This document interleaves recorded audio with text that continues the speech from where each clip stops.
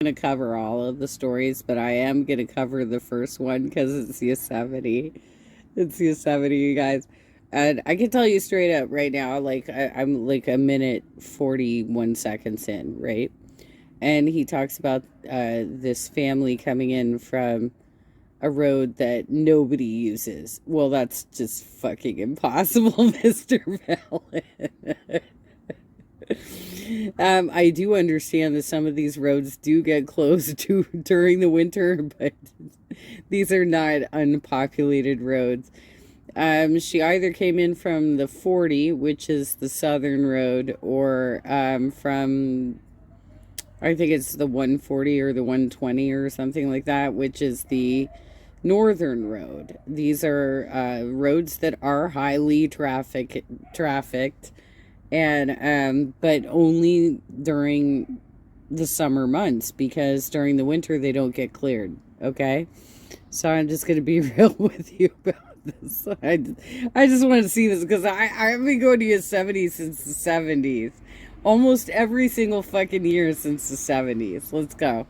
Every now and again, as I'm researching the missing 411 phenomenon, which, if you're not familiar, it's a book series by David Paulides, who's a former police detective who researches the thousands of strange disappearances in national parks and forests across North America. As I'm researching these cases, I'll find one that is truly disturbing. And today's top story is just that. But before we get into today's stories, if you're a fan of the strange, dark, and mysterious delivered in story format, then you've come to the right channel, because that's all we do, and we upload 3, 4, even 5 times every week. So if that's of interest to you, please befriend the like button, and when they hand you their phone for you to input your phone number, just Venmo yourself $1,000 and give their phone back. Also, please subscribe to our channel and turn on all notifications so you don't miss any of our weekly uploads. All right, let's get into today's stories. By the way, I don't want to give this guy crap because I do love what he does, even though he's a little corny with his subscribe shit. He's a little corny there, but sometimes,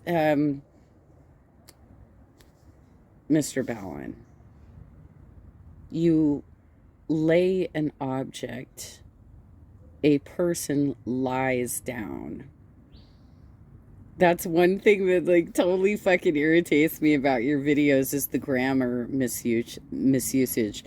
Is people are lying, they lie. But if you're laying something, it's an object, okay? But also, it's Mount Shasta, dude. It's Mount Shasta. It's not about... It's Mount Shasta. Some of the pronunciations are just like so fucking off. Can't even. But I love your videos otherwise. But I can tell you straight up, there is no way to get into Yosemite that isn't highly fucking traveled. It is the most populated national park in America. There is no untraveled road in Yosemite, dude. In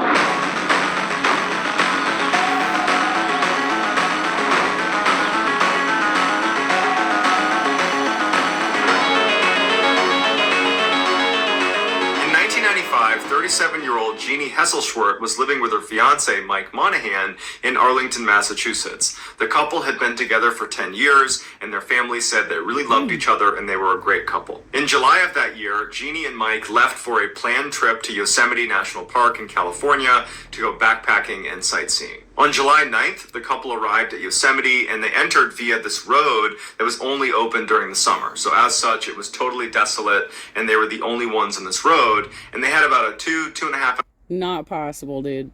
Not fucking possible. There is no road going into Yosemite, especially if they're going to, like, you call this climbers only, right?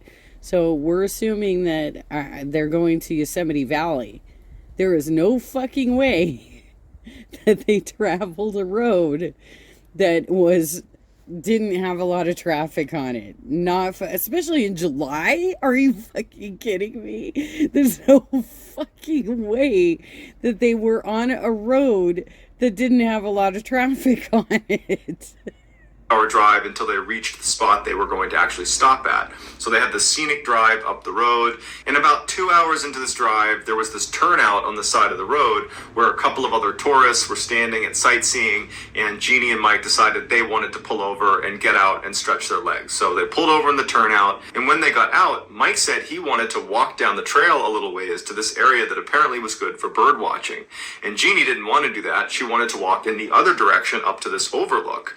And so they decided that they would each get to do their own activities. They'd be gone for 15 minutes and then meet back at the car. So Mike heads down and does his bird watching, and then after 15 minutes, he walks back up to the car expecting to see Jeannie, but she's not there. And this is 1995. Neither of them had a cell phone, and so he can't just call her. And so he just stands by the car and waits. And so he's looking around, waiting for her to reemerge out of the trail she had left on. But after 15 more minutes goes by and he still hasn't seen her, he walks up to some of the tourists that were there in the first place, and he asks them, "Hey, have you seen this woman Jeannie?" And he described what she looked like. And they said, "No, we haven't seen her." And so he goes back to the car, and now he's getting pretty anxious, and he's looking around, and he's just waiting for her to show up. And another 15 minutes goes by. So now she's 30 minutes late, and he starts walking up the trail to see if he can find her. But he realizes the trail immediately spiders off in different directions. And so she could have gone in any one of these different pathways. And so at this point, he decides, I have to get authorities involved. Time is of the essence. And so he runs back to his car, and he sees a Park Service employee emptying a trash can into a dumpster. And so he runs over to them and he says, my fiance, Jeannie, she's gone. She's been gone for 30 minutes. Can you please get in touch with authorities and get people up here looking for her? Within 45 minutes of speaking to this employee, park rangers had made their way up to this area, and they began talking to Mike and figuring out where she might have gone, and they start walking down the trail to look for her. But after an hour of not finding her, the park rangers would call in additional assistance from the police. The search for Jeannie would become the largest in Yosemite's history, expanding to 40 square miles, with helicopters overhead and dog handlers on the ground and hundreds of volunteers combing this whole area. But it would be helpful. It would be helpful if you told us exactly what part of Yosemite this happened in. Because this was July, so the whole park's open. This could have been the Mariposa Grove.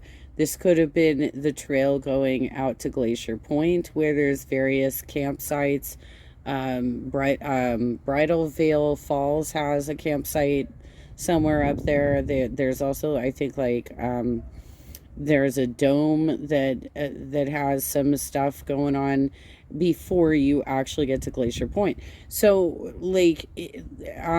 it sounds like it might have been up in that area where they actually did have a serial killer who was up in that area at one point, but he was trying to take credit for a lot of murders. So, just because he wanted that to be his infamy. And I can pull that up. Despite the relatively quick response time and massive amount of manpower, they could not find Jeannie. After 2 weeks of looking everywhere for her, the only thing they were able to find were 2 boot prints that they believed belonged to Jeannie. The first print was found in the vicinity of where their car was parked, so where she had actually disappeared from. Okay, that was a terrible picture to choose because, there's literally no snow up in that fucking area in July, dude. And then the other one was curiously located on a trail that was one of the biggest trails in Yosemite. It was very well marked. It was fairly wide. You're not going to mistake this for anything other than a trail. And the boot print was not walking along the trail. It was cutting across it, as if she was going from wood line, crossing over the trail into the other wood line. This second print didn't make any sense to authorities because they're thinking, if you're lost out in the middle of the woods and you come across a clearly defined trail, a really obvious trail, you wouldn't walk across it and go back into the woods. You would take the trail in either direction until it hits civilization, because all trails do that for the most part. And so it seemed like this print could not be hers, because that would indicate she has chosen not to follow this path. But the print was hers. Over the course of these 2 weeks of searching, several dog teams had been placed right where Mike's car had been, right where Jeannie had left to go to the trail where she disappeared. And the dogs could not pick up a scent of Jeannie. And it led the handlers to believe that Mike was actually lying and that Jeannie had actually never been in Yosemite. And this was all a big ploy because he had done something to her and he was going to act like she's lost in the wilderness and he was going to get away with whatever he did to her. And so ultimately the FBI got involved because now foul play is being suggested. And the first thing the FBI did is they polygraphed Mike. And he passed without question, and he was totally vindicated of any involvement. After that, the FBI dug into Mike's background and Jeannie's background to see if there was any indication of somebody that might want to do Jeannie harm, and they couldn't find anything. She was just gone, and nobody knew what happened to her. On September 3rd, so 2 months after Jeannie went missing, 2 men were in this really remote section of Yosemite to go fishing when they spotted a human body in a pool of water. It would turn out to be Jeannie's. Wait, can you tell us like which like lakes where these things are? Can you give us a little bit, because like I'm very familiar with Yosemite geography. Like, can you tell me like what the lake was, for fuck's sake?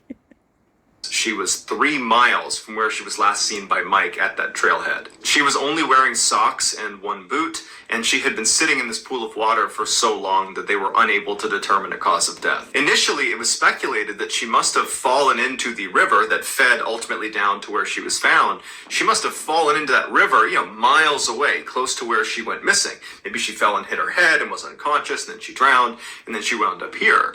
But park officials said there's too many debris along this waterway that her body would never have been able to get down to this spot. But if she didn't drift to that spot, it meant she had to have gotten there on foot. And to get to this particular spot, according to the fishermen that were interviewed after they found her, the only way to get there is to climb up a cliff with climbing gear on, or scale down a cliff, again, with climbing gear on.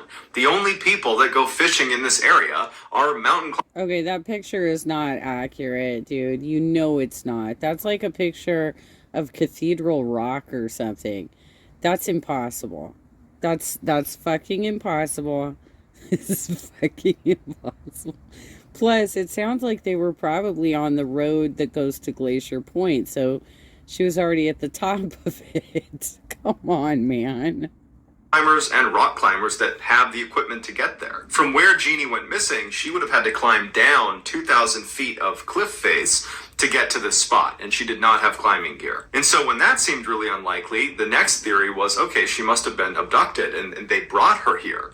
But that means your assailant would have had to carry Jeannie down this 2,000-foot cliff, which also seems really unrealistic. The most widely accepted theory was put forth by a tracker that was involved in this case. They went out and they surveyed the area where Jeannie would have been, and they noticed that the sound the wind made when it passed by this particular clump of aspen trees, when the wind hit the leaves in the trees, it sounded like a car driving by.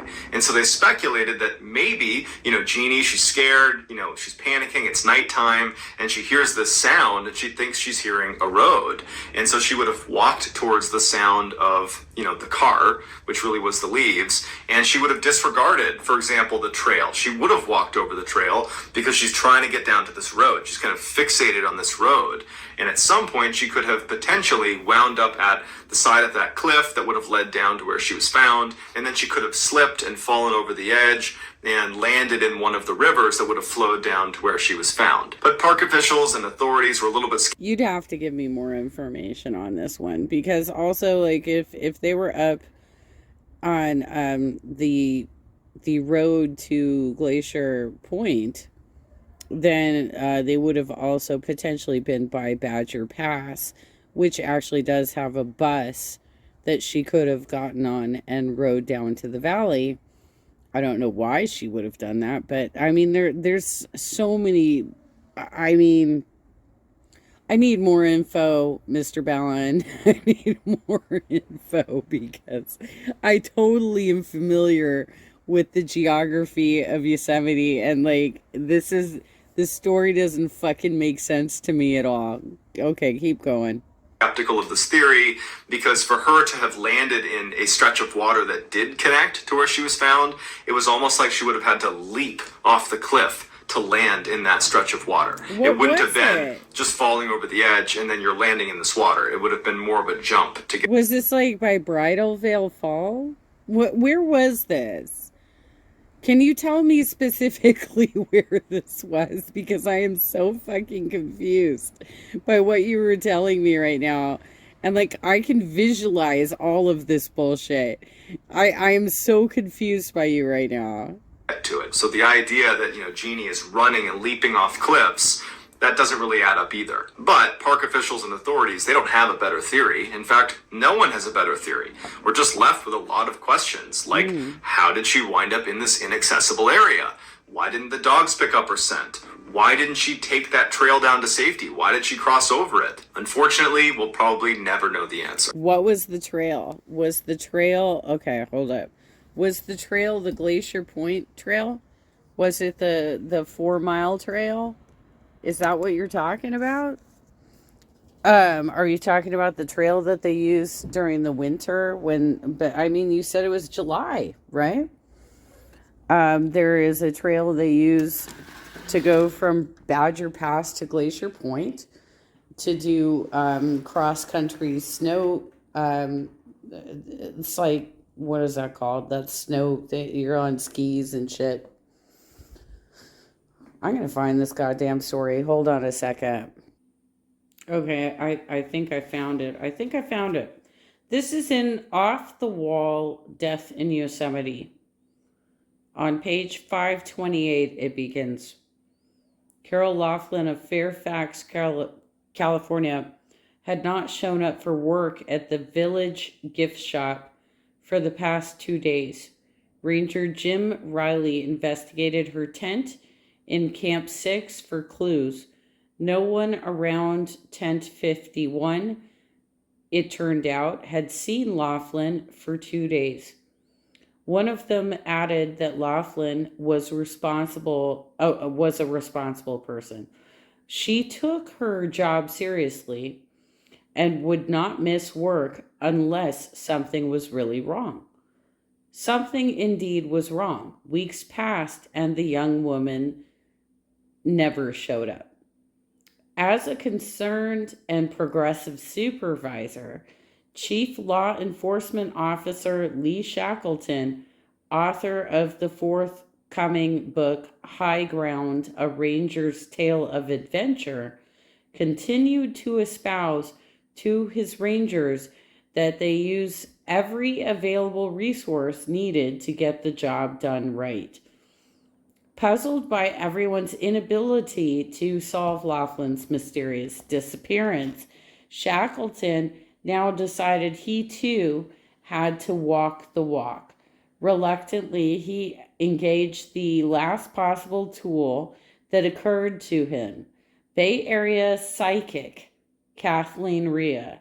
Rhea had volunteered her services several times before to the park, but because most law enforcement types are skeptics, she never had been offered an opportunity to perform here. Rhea now focused on Laughlin. She ultimately decided the missing teenager was now located beneath a large steel grating of some sort. In that Yosemite had very few structures that even remotely met that description. Lee went ahead and asked the park's plumbing crew to open up every grate in the valley and inspect below them. Sorry. Little dyslexia there. These personnel did so, but turned up no lead. Lee now sighed in resignation and settled with knowing that he had at least tried everything. The following year, on April... Why are all these deaths right around my birthday? God damn, you guys. The following year, on April 28th, 1980... hikers Pat Timpson and Russell Erickson arrived at the Park Visitor Center. On the counter, they placed a paper sack. In it was a human skull.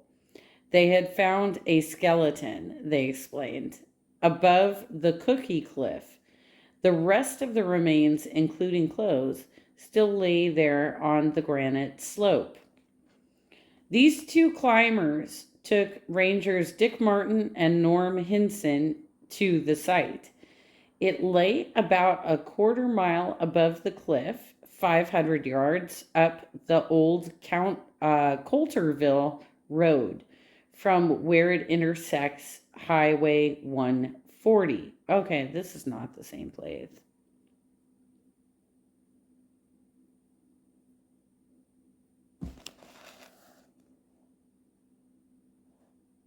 Let me try and read ahead a little bit.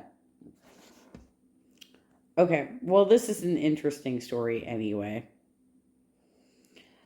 The very secluded spot is 400 feet below the longest tunnel on the Big Oak Flat Road. More specifically, it lies directly beneath the air vent in the middle of the tunnel. Am I getting my numbers wrong on these roads? The Rangers found bones scattered here amid empty beer cans and other trash that drivers parked at the side shaft had tossed out of it. Every bone the Rangers found remained within a 15-foot radius. Dental records revealed that 19-year-old Carol Laughlin had finally been located. Why was she beneath this air vent? This location is not as bizarre as it might seem at first. The tunnel is long enough to need more fresh air than its two entries allow. But the side shaft is 75 feet long, perpendicular to the highway in its own 7-foot high tunnel, and it is horizontal. Anyone inside the road tunnel could easily walk into this smaller corridor or even ride a bike or a motorcycle along its opening overlooking the Merced River Canyon. That's not the 140, is it? I thought that was the 40. Okay, I'm a little confused. Indeed, the air vent itself and the view from its mouth are both so attractive that it had become a minor hangout, a place to drink beers, enjoy the view, and maybe smoke something. They're not gonna, this book is old. They're not gonna say it. In 1979, that opening remained wide open and unprotected by a grate. In April of 1980, a grate did cover the opening. But how would Laughlin have ended up down there? Laughlin had a roommate who had a boyfriend named William. William was a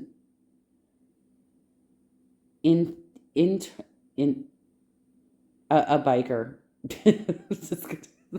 Skip it.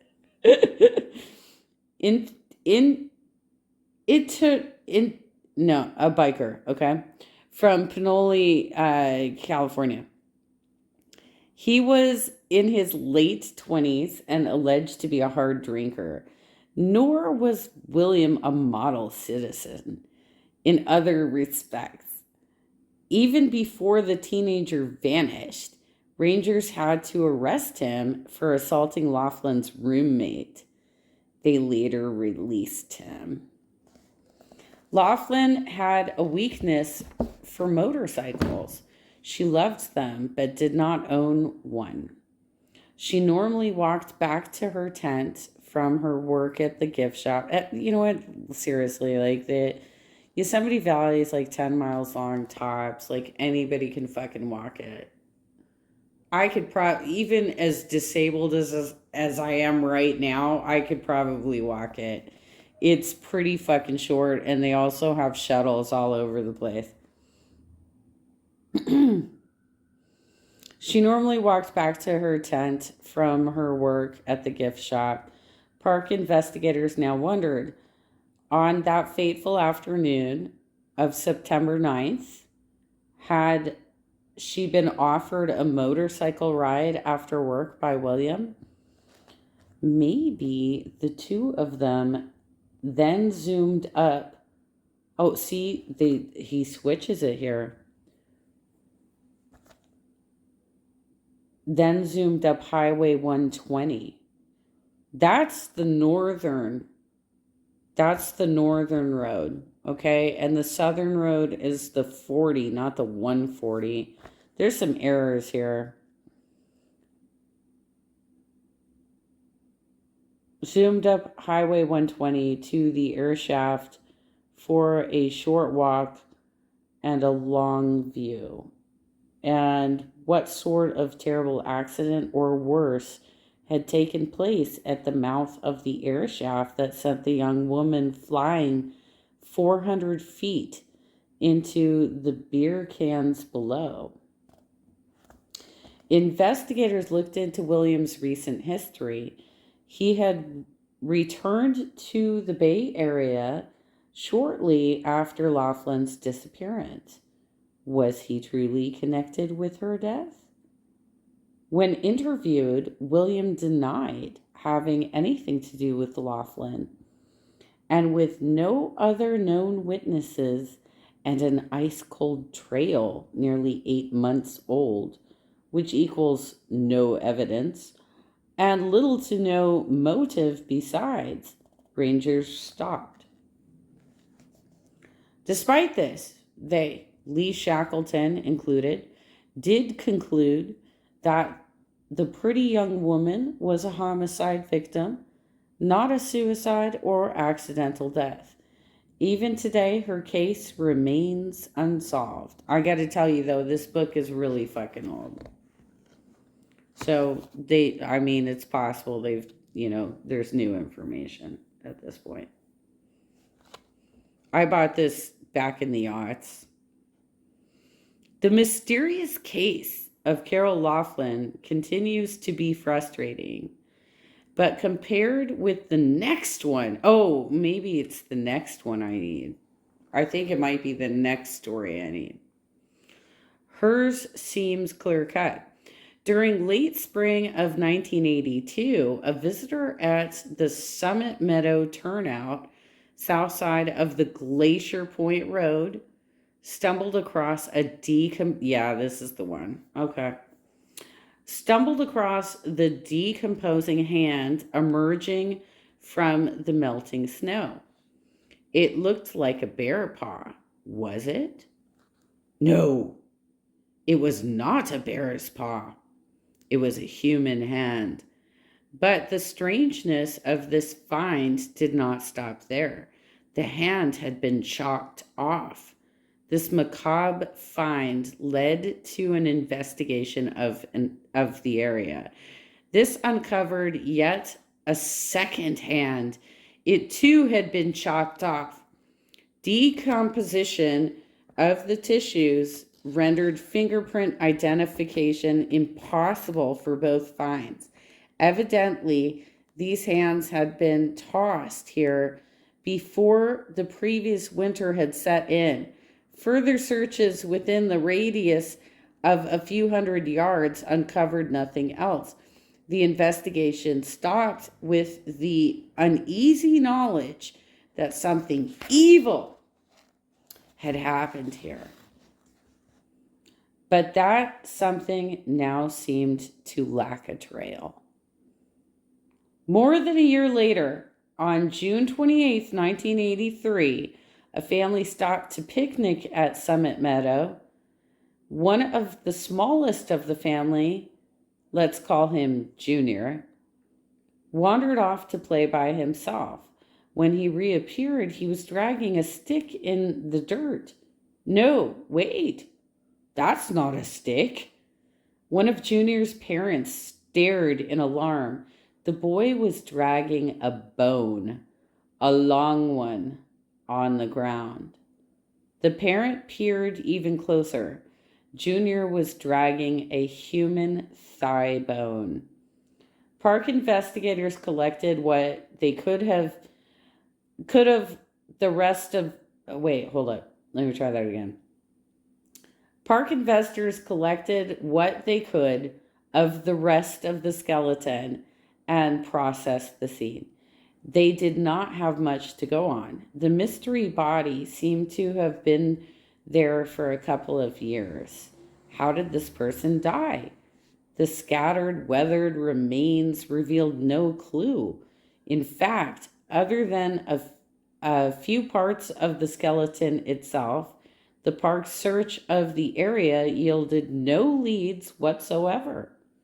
Facial reconstruction of the skull, found and collected nearly a year later and several hundred yards from the thigh bone by forensic anthropologist Roger M. Lajeunesse of Fresno State University, did reveal the victim had been a young woman in her early 20s at oldest, and she had probably been of Hispanic or Native American descent. Other than that, the park had zilch. Not even the coldest of trails. Several months later, Lee Shackleton sat watching the evening news on TV. He perked up. The anchorman was saying something about serial killer Henry Lee Lucas, now in custody in Texas. He had just invited law enforcement officials plagued by unsolved homicides to speak with him candidly.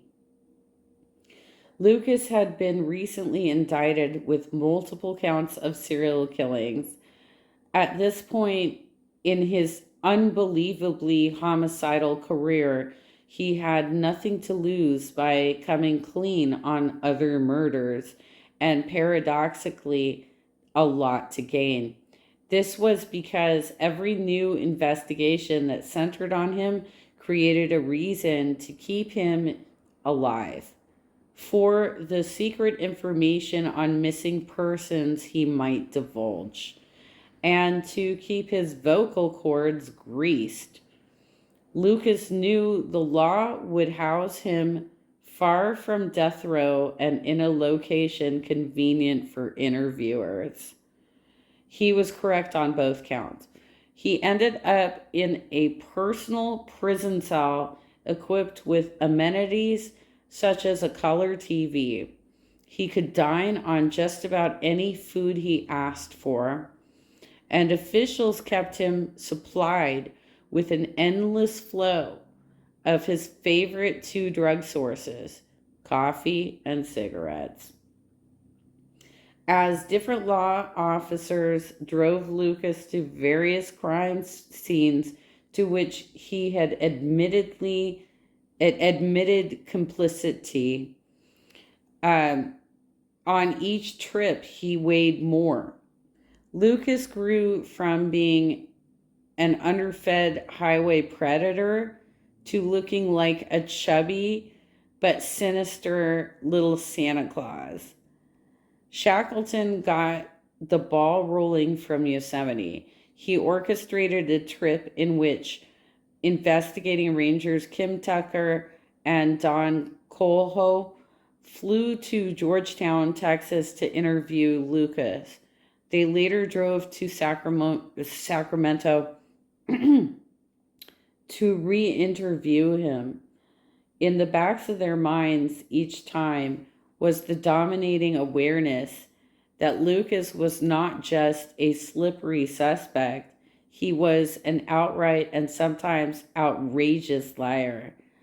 And he was deviously clever from having assiduously read crime files while doing prison time during his early years. His ability to trick interviewers into first giving him the critical crime scene details to thus enable him to then give them back as if he had been there was becoming infamous. Tucker and Colhall had promised themselves that the convicted serial killer would pull no such nonsense with them.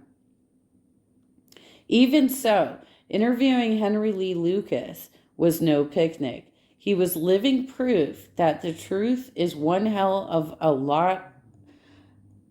lot stranger than fiction, albeit far more challenging to ascertain. Born in 1936, Henry Lee was the son and also ninth and last child of an aging prostitute named Viola Lucas, who literally refused to provide care for any of her brood. Many of them, though not Henry Lee, ended up under the care of someone else.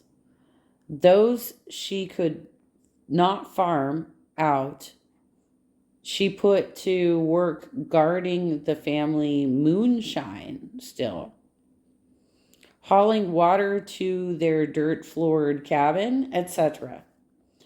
4 reasons. Hold on, I'm sorry, I'm also trying to do my taxes. 4 reasons not understood. She was particularly cruel and abusive, both physically and mentally, and with an apparent vengeance. To her stunted mess of a son, Henry Lee. She once brained him as a kid with a chunk of firewood. I don't know what that means. Maybe one of you can explain it to me. He laid brained him? He laid unconscious for more than a day. Does that mean she hit him? I think that means she hit him, right? That he managed to survive at all is probably due to Viola's live-in mate, a crippled reprobate named Uncle Bernie. Uncle Bernie, for whatever his reasons, kept Henry Lee alive. Uncle Bernie also taught him and repeated his lessons often how to torture, rape, and kill animals. Oh my God, why are you going to rape animals? I mean, why are you going to torture animals? Why are you going to do any of this shit to animals? But like, seriously, you're going to rape them?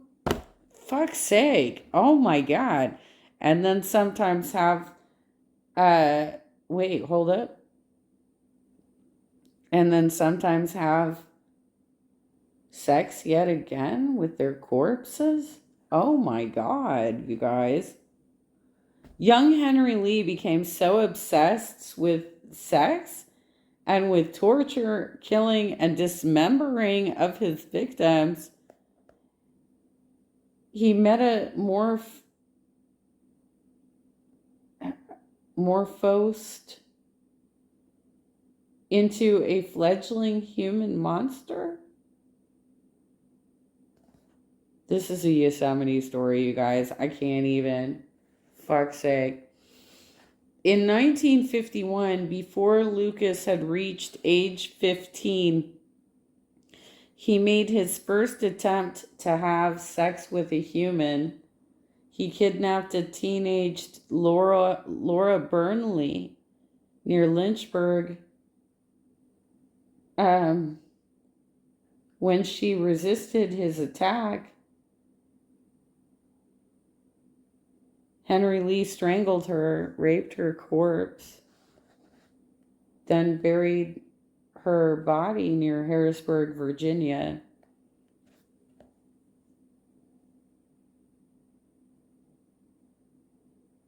This is page 531 of Off the Wall, Death in Yosemite.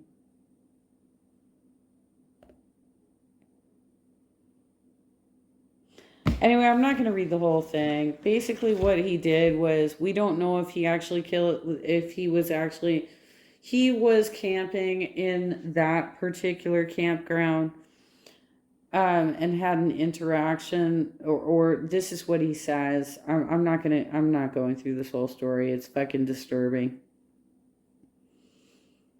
He claims that they were camping in that campground and that he killed her. I'm not going through the whole story. It's so messed up. But when we talk about like people who go disappear, there have been several serial killers who have showed up in Yosemite.